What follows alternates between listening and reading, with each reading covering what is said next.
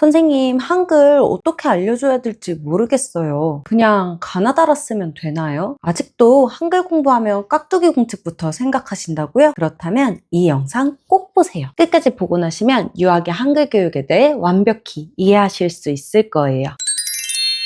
지난 영상에서 한글은 아이가 준비되었을 때 가르치는 것이 가장 좋다라고 말씀드렸는데요. 그렇다고 아무것도 안 하고 마냥 기다리기만 하라는 건 아니에요. 그래서 오늘은 한글 어떻게 가르칠까에 대해서 한번 이야기를 나눠볼게요.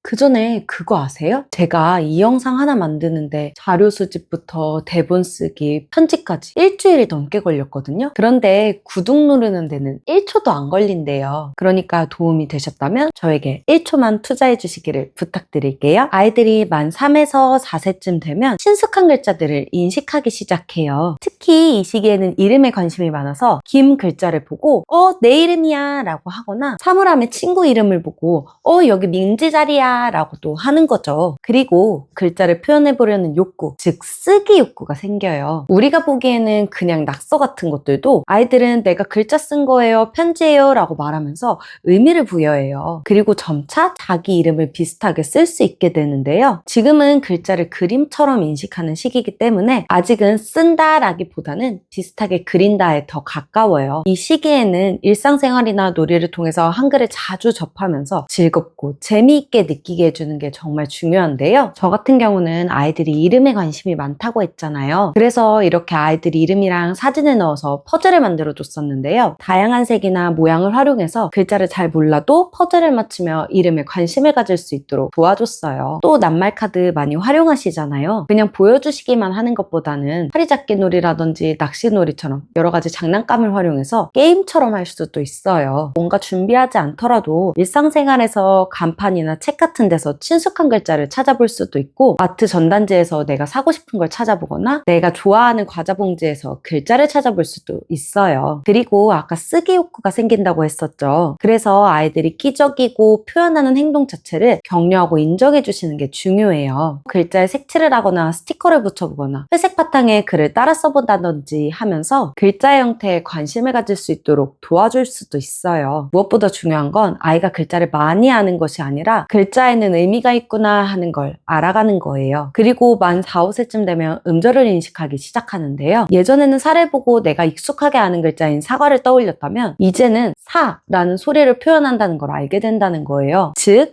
음절을 이해하기 시작한다는 거죠. 그래서 이건 사과의 사, 바나나의 나 이렇게 말할 수 있게 되는 거예요. 이때는 단어를 소리 나는 대로 나누어 보는 놀이를 해주시면 좋아요. 예를 들어 토마토는 3번, 가지는 2번 박수치는 식으로 음절수만큼 박수치기 놀이를 할 수도 있고, 젠가나 블럭에 글자를 붙여서 단어를 만들어 보는 놀이를 하면서 음절에 대한 이해를 높일 수 있어요. 그리고 같은 말로 시작하거나 끝나는 단어 이야기하기, 끝말잇기 같은 놀이들은 단어의 소리를 귀로 구별하고 기억하는 능력을 키워줄 수도 있어요. 제가 또 하나 소개해드리고 싶은 놀이는 바로 글자 체스인데요. 이렇게 네모난 판이랑 단어가 적힌 말을 준비한 다음에 단어의 음절수만큼 움직이는 거예요. 상대방의 말을 먼저 다 잡으면 이기는 간단한 규칙의 게임이지만 아이들이 소리를 세어보면서 자연스럽게 한글 구조를 익힐 수 있어요. 또 이 시기에는 손가락에 힘이 생기고 써보고 싶다는 마음이 더 커져요. 그래서 다양한 도구들을 통해 쓰기에 대한 흥미를 높여줄 수 있어요. 문구점에 가면 불을 비춰야 보이는 비밀펜, 물만 묻혀도 글씨를 쓸 수 있는 붓이 있거든요. 이런 것들을 활용해 보시면 좋아요. 무엇보다 중요한 건 의미 있는 쓰기를 하는 거예요. 아이가 한글에 관심을 보인다고 해서 가나다라를 반복해서 쓰거나 학습지를 하는 것보다 친구에게 편지를 쓰거나 좋아하는 캐릭터 이름을 적어보거나 놀이할 때 돈이나 메뉴판 같은 놀이 소품을 만들어 보는 것이 훨씬 좋아요. 이렇게 하면서 아이가 쓰기에 대한 재미를 더욱 알아갈 수 있어요. 그리고 만 5, 6세 취약전 시기죠. 본격적으로 한글 교육이 시작되는 시기인데요. 이 시기에는 가라는 글자를 기역과 아로 분리해서 인식할 수 있는 음소 인식 능력이 본격적으로 발달해요. 또 한글의 규칙을 이해할 수 있는 인지적 기반이 마련되는 시기이기도 한데요. 한글은 굉장히 체계적인 문자잖아요. 글자잖아요. 각 자모마다 일정한 소리값이 있고 그것들이 결합해서 소리가 나는 규칙적인 구조를 가지거든요. 아이들이 이 원리를 이해하게 되면 글자를 보고 어떤 소리가 나는지 예측할 수 있고 소리를 듣고 그에 맞는 글자를 스스로 쓸 수 있게 돼요. 즉 한글을 읽고 쓸 수 있게 된다는 거죠. 이런 것을 자모식 한글 지도라고 하는데요. 한글 원리에 맞는 정말 효과적인 방법이지만 이 시기에 모든 아이가 그 규칙을 다 이해할 수 있는 건 아니에요. 점차 이해할 수 있는 준비가 시작되는 시기라고 보는 게 더 좋아요. 그래서